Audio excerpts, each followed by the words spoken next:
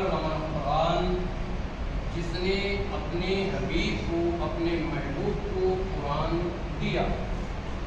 الرحمن علم القرآن، خلق الانسان علمہ البیان، انسانیت کی جان محمد صلی اللہ علیہ وسلم کو پیدا کیا اور انہیں ما کانا وما یکون کا علم، گیان انہیں دیا۔ یعنی رحمان وہ ہے، رب وہ ہے، پالنہار وہ ہے جس نے اپنے حبیب کو، اپنے محبوب کو یعنی حضور کو قرآن عظیم کی عظیم نعمت سے سرفراز فرمایا۔ کس نے؟ ہمارے اور آپ کے رب نے، اللہ نے قرآن حضور کو دیا اور انسانیت کی جان محمد کو پیدا کیا۔ یعنی جو ساری کائنات کی جان ہے، بلکہ یہ کہہ لیجئے کہ جو ہمارا ایمان ہے، اسی نبی کو اللہ نے پیدا کیا اور انہیں ما کانا وما یکون کا علم دیا۔ یعنی جو کچھ ہو چکا اور جو کچھ ہونے والا ہے، ان تمام چیزوں کا علم رب نے ہمارے اور آپ کے آقا کو عطا فرمایا۔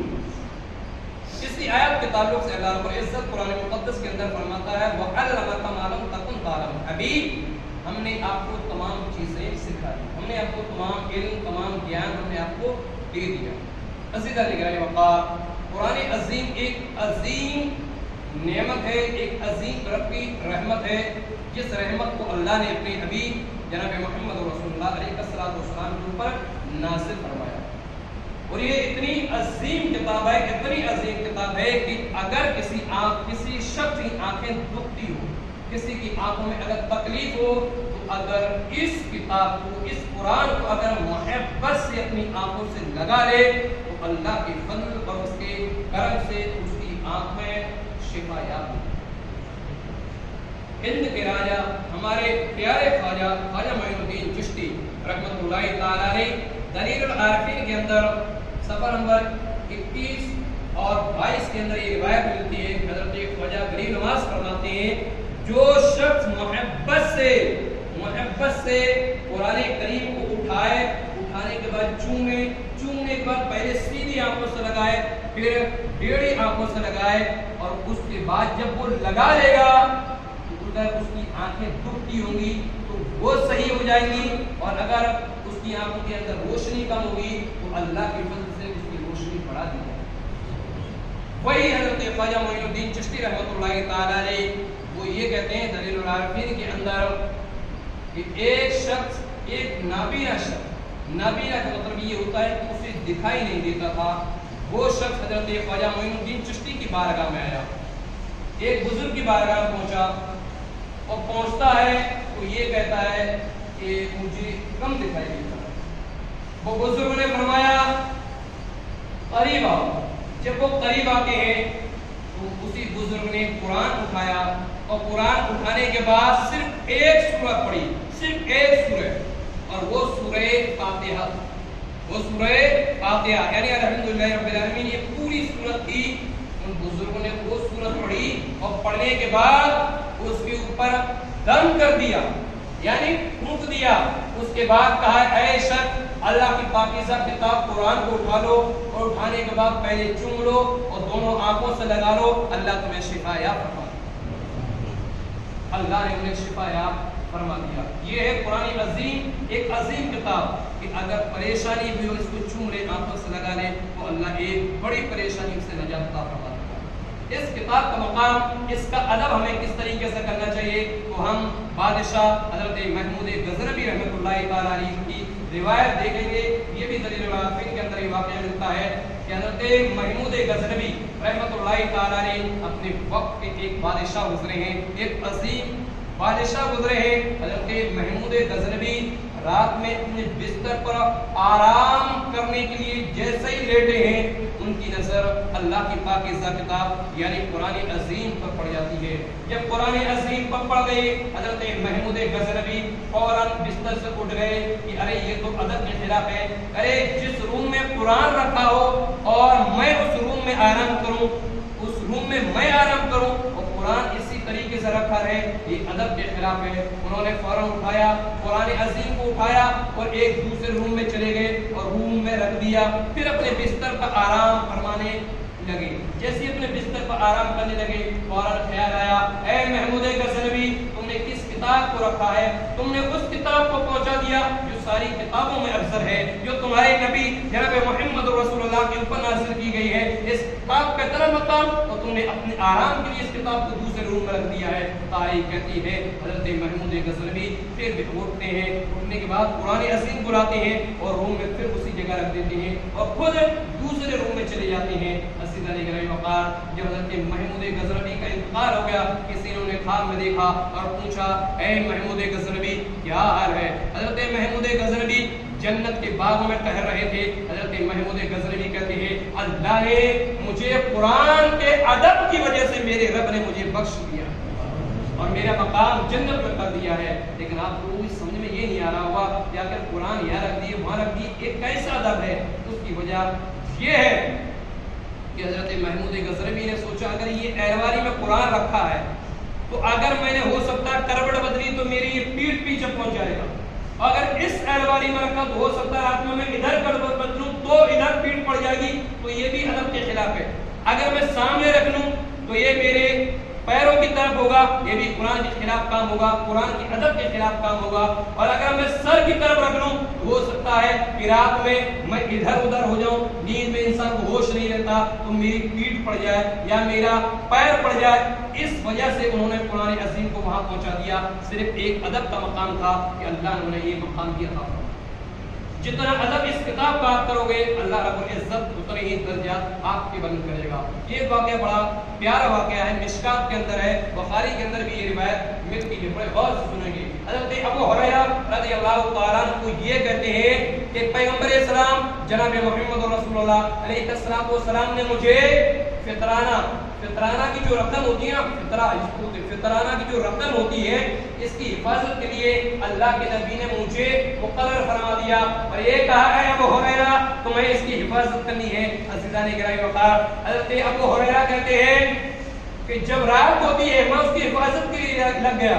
جب رات ہوتی ہے تو ایک شخص آتا ہے اور ایک شخص آنے کے بعد وہ گلہ بھرنے لگتا ہے, چوری کرنے لگتا ہے. میں نے اسے پکڑ لیا اور پکڑنے کے بعد کہا کہ تجھے رسول اللہ کی بارگاہ پیش کروں گا, تم چوری کرنے کے لیے آئے ہو.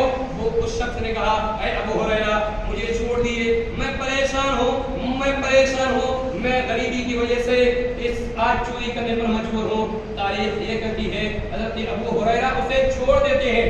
جب ابو ہریرہ اسے چھوڑ دیتے ہیں دوسرے دن پیغمبر اسلام کی خدمت میں حاضر ہوتے ہیں اور پیغمبر اسلام کی خدمت میں جب آتے ہیں تو رسول پاک نے فرمایا اے یا ابا ہریرہ میں فعل سیرک البارہ, یعنی اے ابو ہریرہ تمہارا رات کا قیدی کیا ہوا. ابو ہریرہ سوچنے لگے کہ میں نے تو یہ خبر کسی کو دی نہیں ہے, پیغمبر اسلام کو کیسے خبر ہو گئی. حضرت ابو ہریرہ کہتے ہیں یا رسول اللہ رات کو وہ بھرنے آیا تھا, میں نے اسے پکڑ لیا لیکن اس نے اپنی غریبی کی شکایت کی, اس کی وجہ سے میں نے چھوڑ دیا. پیغمبر اسلام نے فرمایا اے ابو ہریرہ اس نے تم سے جھوٹ کہا ہے, وہ آج پھر آئے گا دیکھ لینا. حضرت ابو ہریرہ کہتے ہیں کہ میں نے سمجھ لیا کہ اگر رسول اللہ نے بول دیا ہے آج آئے گا تو یقینی طور پر وہ پھر آ جائے گا, اس لیے کہ زمین تو پھٹ سکتی ہے, آسمان اپنا سینہ چاک کر سکتا ہے, لیکن پیغمبر اسلام نے جو فرما دیا یہ کبھی نہیں ہو, یہ کبھی بدل نہیں سکتا. میرے نبی نے جو فرما دیا وہ ہونا ہے. حضرت ابو ہریرہ پھر اس کی حفاظت کرنے لگے. رات کا وقت آتا ہے, ابو ہریرہ انتظار کرتے ہیں, تھوڑی دیر کیا گزری کہ وہ پھر گلہ بھرنے لگتا ہے. ابو ہریرہ پھر پکڑ لیتے ہیں اور پکڑنے کے بعد کہتے ہیں تمہیں پیغمبر اسلام کی بارگاہ پیش کرنا ہوگا. کل تو تم نے کہا تھا کہ اب میں غریبی کی وجہ سے لے گیا ہوں اور اب دوبارہ پھر نہیں آؤں گا, لیکن آج پھر تم کیوں آ گئے ہو؟ کل تو تم وعدہ کر کے گئے تھے. بولے اے ابو ہریرہ میں پریشان ہوں, میں غریب ہوں, میری اولاد بھوک سے تڑپ رہی ہے, میری اولاد بھوک سے مایوس ہے, اس لیے میں چوری کرنے پر مجبور ہوں. اے ابو ہریرہ آج مجھے چھوڑ دو, اب میں کل نہیں آؤں گا. تاریخ یہ کہتی ہے حضرت ابو ہریرہ اسے چھوڑ دیتے ہیں. جب چھوڑ دیتے ہیں दूसरे दिन पैगंबर इस्लाम की बारगाह में आती है। पैगंबर इस्लाम ने फरमाया मैं पाना असीरों का, ऐ अबू हुरैरा तुम्हारा रात का कैदी क्या हुआ? तारीख ये कहती है हज़रत अबू हुरैरा कहते हैं या रसूल अल्लाह उसने अपने बच्चों की शिकायत की, उसने गरीबी की शिकायत की, मैंने उसे छोड़ दिया है। मेरे नबी ने फरमाया ऐ अबू हुरैरा उसने तुमसे झूठ कहा है, वो फिर आएगा, देखना वो फिर आएगा, वो तुमसे झूठ बोल रहा है। अज़ीज़ान निगरानी वक़ार तीसरे दिन वो फिर आया, फिर हज़रत अबू हुरैरा ने उसे पकड़ लिया। हज़रत अबू हुरैरा कहते हैं तो तुम्हें पैगंबर इस्लाम की खिदमत में पेश करना होगा, तुम्हें रसूलुल्लाह की बारगाह में पेश करना होगा।